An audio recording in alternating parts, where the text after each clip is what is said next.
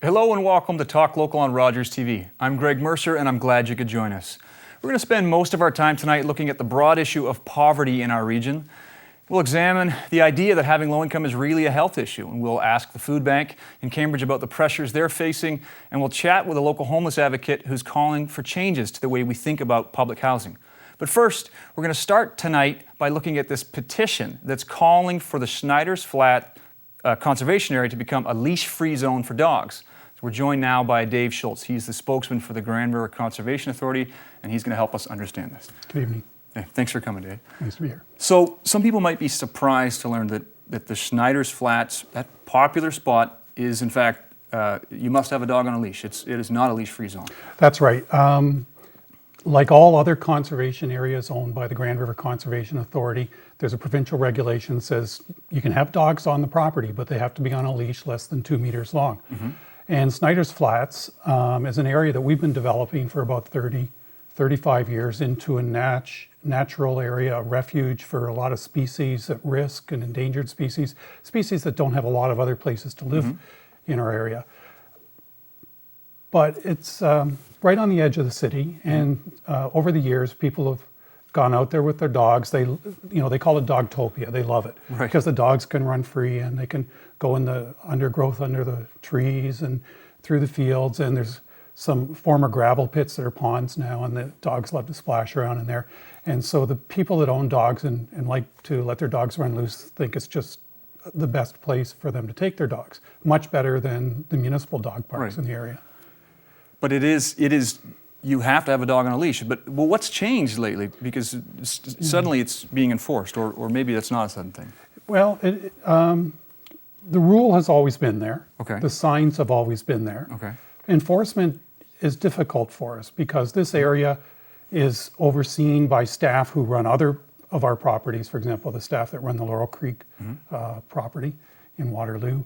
And they also run on one of our dams, and they have other duties and flood control and all this kind of stuff. So it's difficult for them, obviously they can't be there 7 days a week, so they do try to get out. But it's just one of those things that if the enforcement is lax, then some people will try to find a way around the rules to do what they want to do. So, but in the over the last couple of years, we've put a lot of effort into it with a lot of community support in tree planting and developing trails. So it's become a more popular area for both dog walkers and non-dog walkers. And we found in the last couple of years in particular that we've started to have some issues around the dogs. And what is the issue with that? What's the concern? What's the problem with letting a dog run? Well, the primary concern revolves around what we're trying to do with that area. So if you go back about 40 years when we acquired the property, it had been farmland, and then we acquired it and we worked out a deal with the gravel company. They extracted some gravel from the area, but they dug those ponds in a particular way to serve as habitat for fish. So when the river floods in the spring, the fish get into the ponds. They use that as a place to breed. Right, okay. The fish grow up, and when it floods again the next spring, the fish get into the river. It's a natural process, but there's not many places left like that in the watershed where fish can breed like that in these ponds along the river, or wetlands along the river. So we set out to develop a natural area for fish, and then we've been planting trees, we've been managing the grasslands, all of this kind of stuff to develop a habitat area for birds and mammals and all these animals. And that's what we've been doing with the property for 30 years. Now, the problem with dogs is if they're on a leash and they're walking down the trail with their owner, then the area that the dogs get into is basically 4 meters wide. Right. 2 on either side of the trail, the length of the leash. But if the dogs are running loose and they're getting into the areas under the trees, the tree canopy, or they're getting into the fields and the meadows, they could be interfering with some of these animals we're trying to encourage. I see. So there's some birds that nest in the grass. There's mammals that have their dens in these wooded areas. And just to sort of explain how it works, there's a really interesting YouTube video. It shows somebody fixed a GoPro camera to the back of the dog. So it's really entertaining. And this is at Schneiders Flats? At Schneiders Flats. Right. So it shows the dog scampering around and having a grand old time. And then there's a slogan that comes on the screen. It says, "Hunting time." Okay. So there's this dog rooting around at the base of a tree with another dog and just doing what dogs do, which is hunt. Well, that's what we don't want to happen. We don't want to see dogs hunting there. And later on in the video, you see the dog joining a whole bunch of other dogs in the ponds, and they're having a grand old time, and they're chasing sticks and frisbees and getting wet and cooling down. And this is what people tell us they really enjoy about that. But the problem is that the areas where the dogs are is also, that's the area where the fish like to have their nests, Right. where they feed because it's shallow and there's more plant growth in those areas. And so they're in exactly the area where we don't want them to be. And to be fair, I have to say the same thing about people that go swimming there. They're doing exactly the same thing. They're disturbing this habitat. And we don't like that either. Right. But if a dog is found off leash, the owner can face a fine. Is that correct now? That's right. This is a provincial regulation, so it's enforced under the Provincial Offences Act, much like a parking ticket would be, for example. So our guys are authorized to write tickets, and they hand the person a ticket, and it's a $95 fine. They obviously have the right to try and fight it in court, but it goes through the same process as any other provincial offense. Right. And this petition that's trying to make an exception to Snyder's Flats and make it a leash-free zone, does it have any chance of changing the Conservation Authority's mind? Well, as I understand it, this petition, and a couple of people are going to come speak to the petition at our board meeting on June 27th. And of course, it's always up to the board to decide what our policies are going to be. But if you look at the history of what we tried to do with this area, if you look at the way we enforce, or the way that this policy applies to all of our conservation areas, not just Snyder's Flats, you know, it makes it difficult to see that there would be a change, although, you know, you can never say never in a situation like this. So for people to say, well, we've always done it, that isn't good enough. That doesn't work here. Yeah, you know, we haven't even talked about the other element of it too, is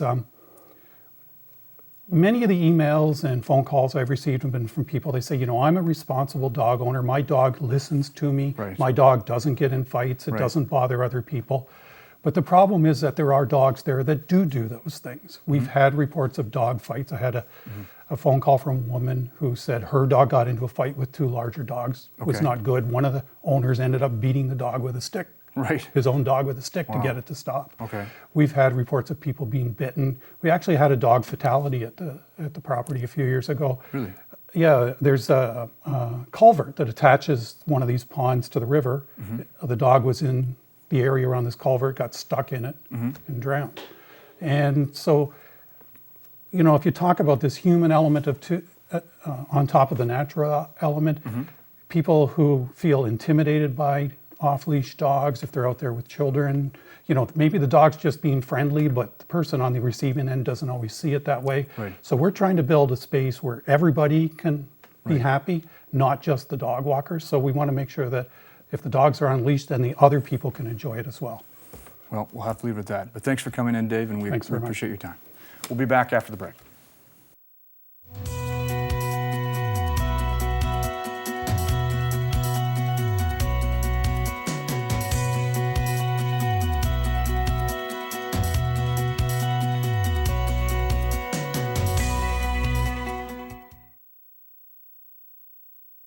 Yeah, not Yeah. for other stuff. That's right. That's right. So we'll push these chairs kind of a little bit more Yep. towards the middle of the table. And that one in. Excuse me? Can we sit down or? Yes. And hi. And sorry I didn't get to meet you before the show. It's nice to meet you. Nice to meet you. Really glad you did that. We'll get So you to sit because down. we're in the best. And then, And can you like push it under your vest? So that the wires I'm is just trying to think of how we're gonna make it. showing. How would you be able to pull that through the bottom of your shirt? Yep. And so we're just having a conversation, just looking at me rather than looking at the cameras. And it'll be when the first segment starts to get close to the end of time, I may have to cut you off and go to break. But yeah, it may fly by depending on how concise or unconcise we are. But we'll We'll be fill the fine. time, yeah. Yeah. And I'll probably start briefly just by asking you quickly, for people who aren't familiar, what is the Social Planning Council? Just as an introduction, and then we'll get into the symposium and poverty as a health issue. Okay, great. And we'll go from there. You want to answer the Yeah, what we I are can and start do and the do health the- stuff? Okay. Yeah. So Lindsay. No, actually, What? it's Linda on the end and Lindsay in the middle, so they're just Oh, asking. I'm for a sorry. second. Yeah. Sorry, that's just my producer Okay. talking. Sorry, you were saying? No, I think it's great that Lindsay's here because she did pretty much organize all of the poverty symposium. I She's see, had been okay. in contact with all the various speakers That's as a well. lot of work. Yes.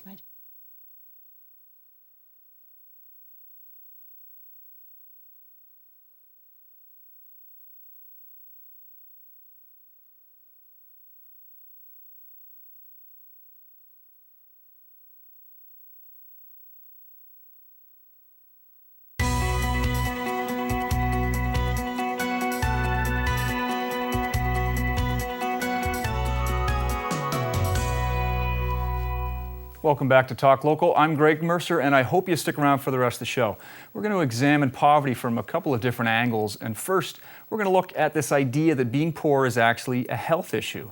So to help us understand that, we are joined by Linda Terry, who's the Executive Director of the Social Planning Council of Cambridge and North Dumfries, and Lindsay Butcher, who is the organization's social planner. Thanks to you both for being here. Thank you. Thanks for inviting us. Thank you. So maybe to start, for people at home who aren't familiar with your organization, what it does, explain what do you folks do? What's your mandate? Okay. The Social Planning Council of Cambridge and North Dumfries has been in existence for now 25 years. Okay. And we are a great voice for the nonprofit sector of Cambridge and North Dumfries. We primarily do social-based research, and we also do community engagement. Okay. So recently, as of 3 days ago, we did a poverty symposium. Right.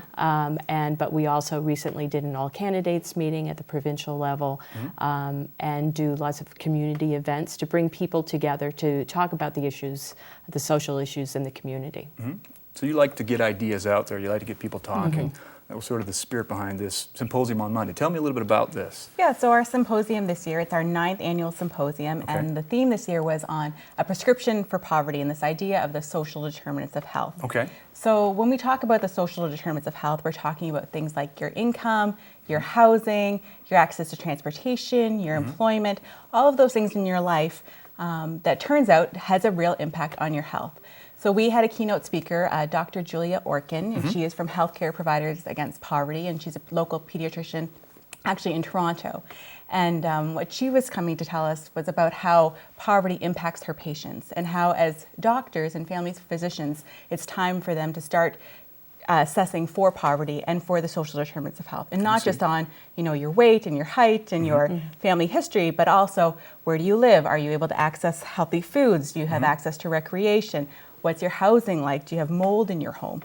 Asking those types of more personal questions to really get at the root causes of your health issues. And she made it really clear because when I think people initially heard that, they were a little concerned that, you would only ask people if you thought they lived in poverty. And I see. It's Right. and she's suggesting that these are questions that anyone who walks into the doctor's office should be being asked around income, whether you've filed your tax return so that Okay. make sure that you get the proper credits back. And also she talked a lot about trying to connect people up with community services as well, because that normally doesn't happen in a physician's office.